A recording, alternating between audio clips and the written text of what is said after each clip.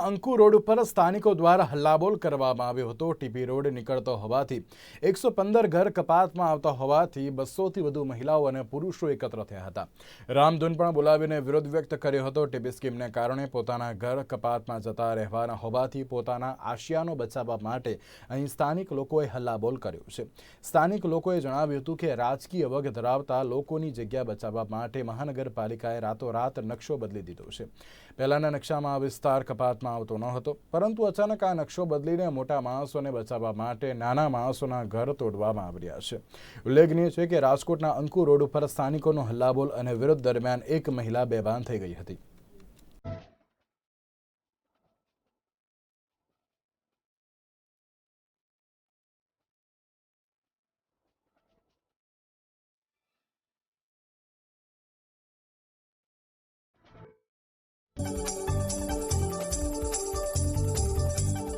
જ્યારે છાપામાં આવ્યું ત્યારે અમને આ બાબતમાં કોઈ ખબર જ નહોતી। અમને તો અત્યારે જે જલારામ સોસાયટીનો અસલ 1981નો નકશા પ્રમાણે અહીંયા બધાએ મકાન એ પ્રમાણે બનાવ્યા છે, એટલે ત્યારે બધું જોવરાયું હતું કે ભાઈ આ ક્યાંય કપાતમાં નથી। અને જે જગદીશન સાહેબ વખતમાં જે રોડ નીકળ્યો હતો એ બધાને માન્ય છે કે ત્યાંથી જ રોડ નીકળશે, કારણ કે એ ખરાબો છે અને અહીંયા વોકરો હતો ને એની ઉપરથી રોડ નીકળવાનો હતો।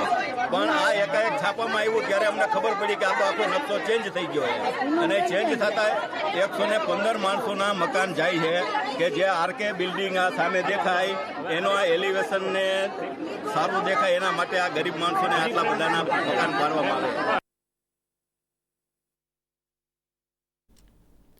જૂનાગઢ કૃષિ યુનિવર્સિટીમાં અભ્યાસ કરતા 15 વિદ્યાર્થીઓને ખેતી અંગેની વિવિધ ટેકનોલોજી અને નવીનતમ તાલીમ માટે વિદેશ જવાની તક મળી ગઈ।